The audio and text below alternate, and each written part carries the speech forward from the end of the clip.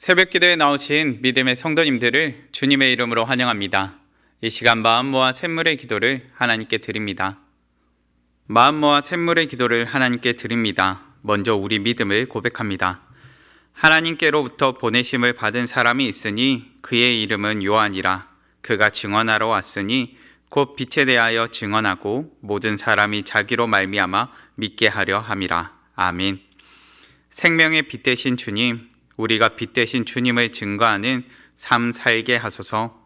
우리를 통해 세상이 주를 보게 하시고 우리 삶이 복음의 통로가 되게 하소서. 교회와 예배를 위해 기도합니다. 우리가 다 그의 충만한 데서 받으니 은혜 위에 은혜로라. 아멘. 은혜가 풍성하신 하나님, 함께 모여 예배하는 가운데 풍성한 은혜를 더해 주소서. 교회의 모든 사역마다 은혜 위에 은혜가 더해지게 하시고 감사와 찬양이 가득하게 하소서. 갈급한 심령 가운데 은혜를 더해 주시고 예배의 자리가 은혜의 현장이 되게 하소서. 목장과 성도들을 위해 기도합니다. 내가 너를 무화과 나무 아래에서 보았다 함으로 믿느냐? 이보다 더 큰 일을 보리라. 아멘. 크고도 놀라우신 하나님, 목장으로 모일 때마다 하나님의 일하심을 경험케 하소서. 우리의 생각을 넘어 목장을 세우시고 든든케 하심을 경험케 하시고 모일 때마다 하나님의 임재를 증거하는 성도들이 되게 하소서. 다음 세대와 청년들을 위해 기도합니다. 진실로 진실로 내게 이르노니 사람이 거듭나지 아니하면 하나님의 나라를 볼 수 없느니라. 아멘. 우리를 자녀 삼아 주신 하나님, 우리의 다음 세대를 하나님의 자녀 삼아 주소서. 세상의 빛 되신 예수님을 보여주는 세대 되게 하시고 빛에 대하여 증거하는 청년들 되게 하소서. 선교와 단기 봉사를 위해 기도합니다.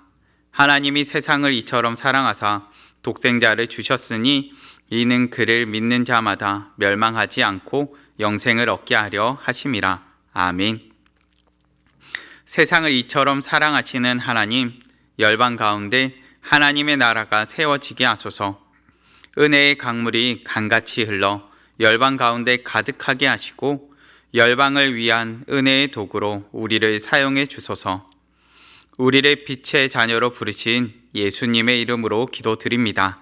아멘. 오늘 새벽 우리가 함께 살펴보실 본문 말씀은 요한복음 7장 25절에서 36절까지 말씀입니다.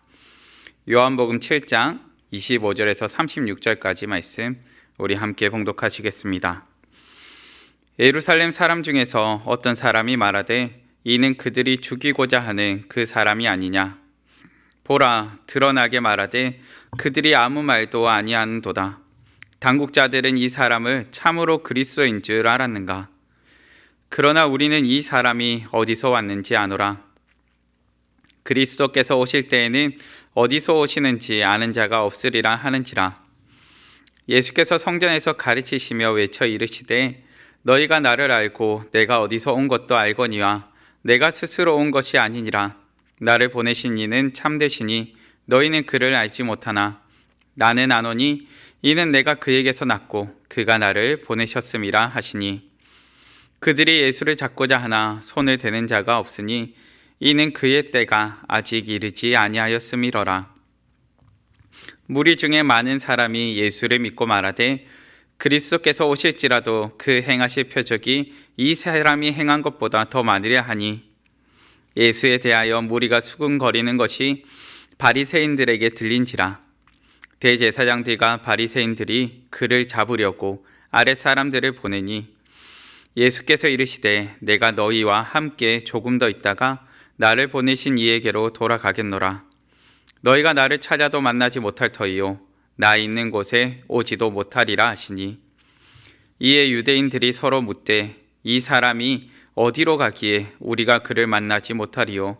헬라인 중에 흩어져 사는 자들에게로 가서 헬라인을 가르칠 터인가. 나를 찾아도 만나지 못할 터이요 나 있는 곳에 오지도 못하리라 한 이 말이 무슨 말이냐 하니라. 아멘. 오늘 본문을 통해 내가 알지 못했던 예수라는 제목으로 말씀을 나누고자 합니다. 우리는 어릴 적부터 보아왔고 잘 알았다고 생각하는 사람들이 있죠. 그런데 그 사람들에 대해서 곰곰이 생각하다 보면 그 사람들의 단편적인 모습들은 잘 알겠지만 정작 전부를 다 안다고 말하기에는 조심스러울 때가 있습니다. 때로 어릴 적부터 우리가 들어왔던 예수님에 대해서 우리가 그렇진 않은지 생각해 봅니다.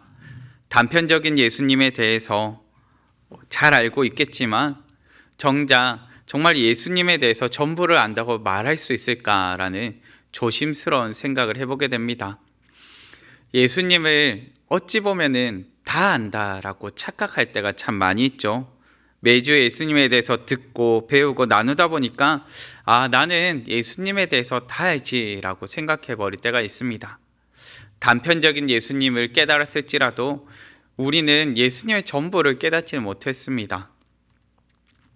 이렇듯 우리가 예수님을 안다라고 생각하면서 살아가는데 이러한 우리에 대해서 한 저자가 내가 알지 못했던 예수라는 책을 쓰면서 자신이 느끼고 자신이 생각했던 예수님을 깨달으면서 느꼈던 감정들과 생각들에 대해서 이렇게 표현합니다.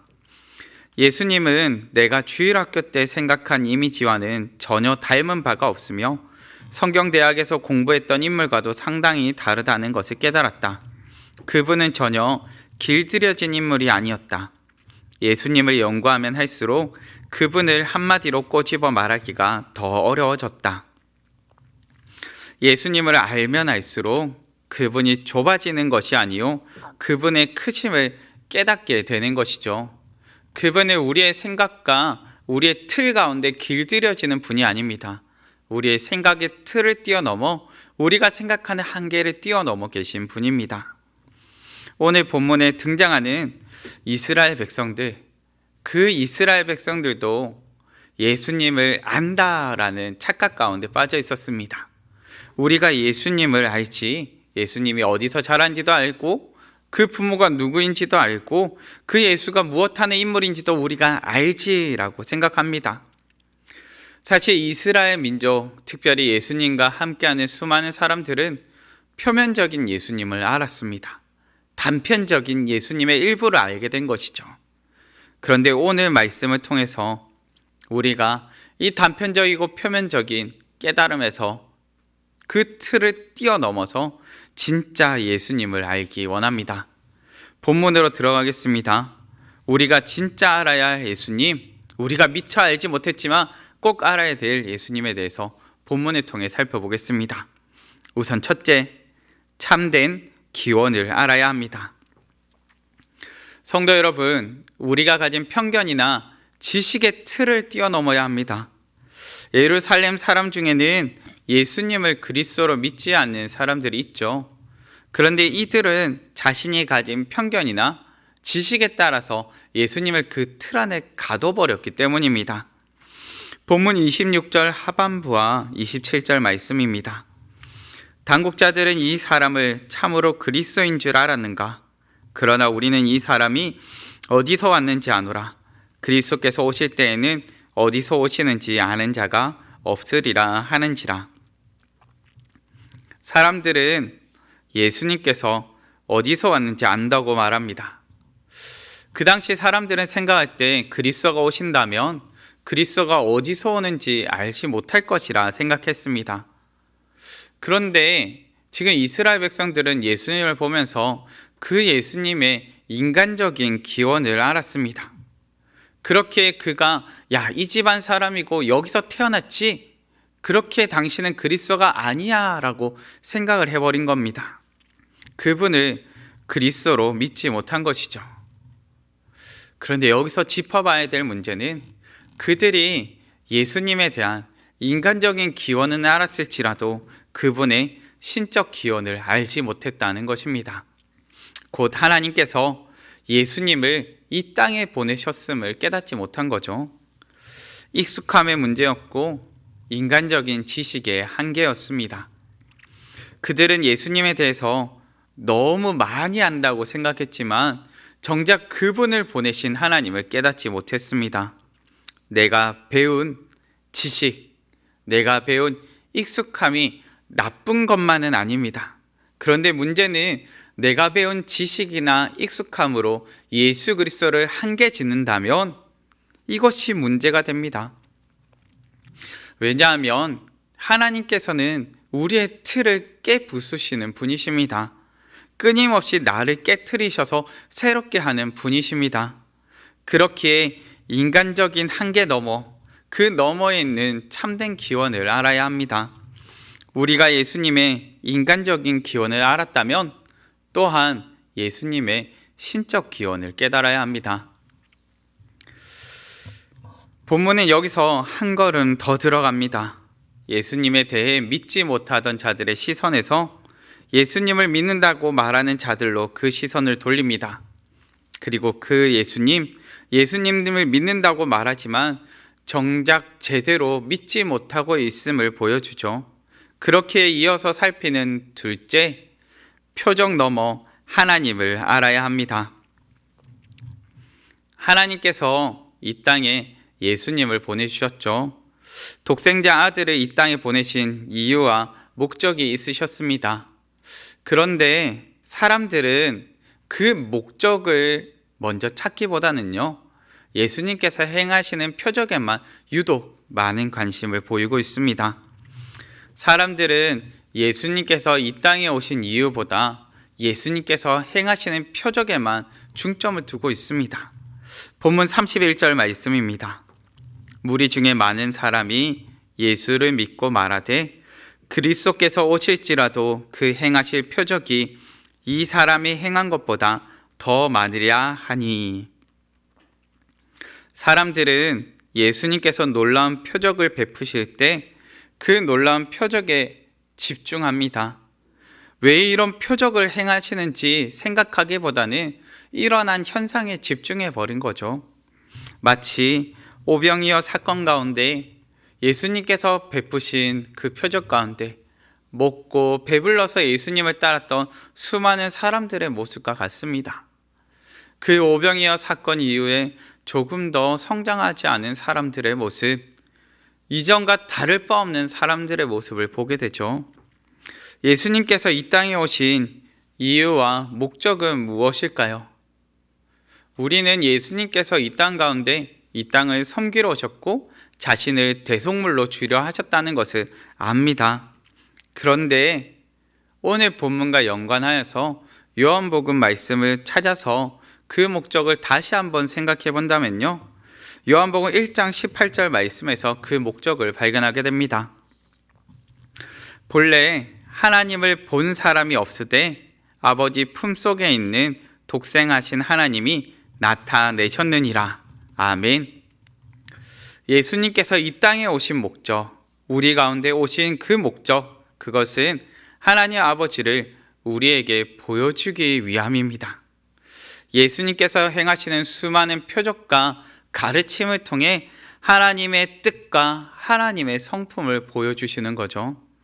그리고 이를 통해 하나님 나라를 소망하며 이 땅 가운데 하나님을 드러내면서 사심을 보게 됩니다.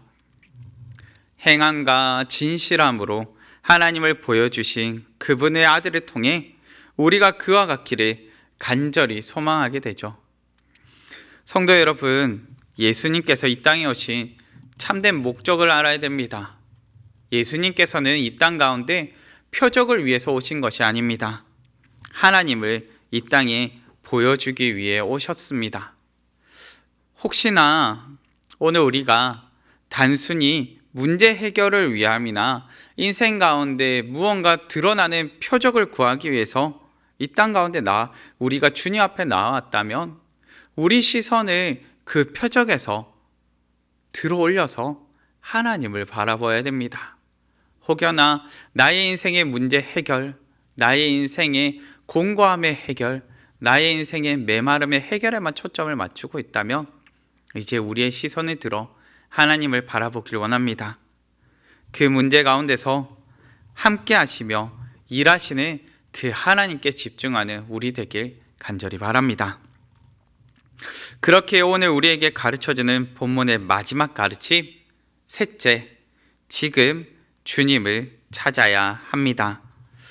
주님을 찾을 수 있을 때 찾고 구해야 합니다. 예수님께서는 당신이 육신으로는 우리와 함께 할 수 없음을 아셨습니다. 더욱이 오늘을 사는 우리에게도 이 말씀은 동일하게 적용되지요. 본문 33절과 34절 말씀입니다. 예수께서 이르시되 내가 너희와 함께 조금 더 있다가 나를 보내신 이에게로 돌아가겠노라. 너희가 나를 찾아도 만나지 못할 터이요 나 있는 곳에 오지도 못하리라 하시니 아멘. 예수님께서는 이 땅에서 함께하지 못할 기한이 이를 것을 말씀하십니다. 그리고 다시금 하늘 보좌에 앉으실 그때를 말씀하시죠.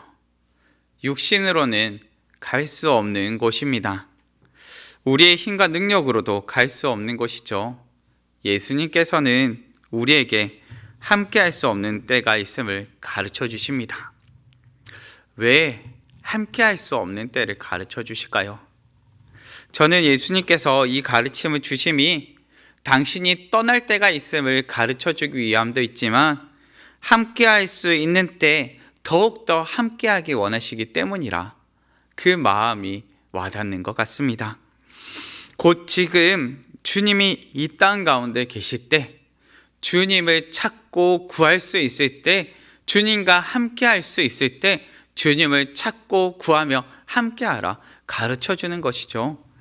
우리는 예수님께서 지금까지 이 땅에 계셔야지만 믿는 자들이 더욱 많았을 텐데 라고 생각합니다.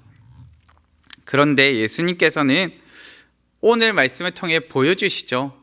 예수님께서 이 땅에 계셨음에도 불구하고 믿는 자들과 믿지 않는 자들이 나누어졌습니다.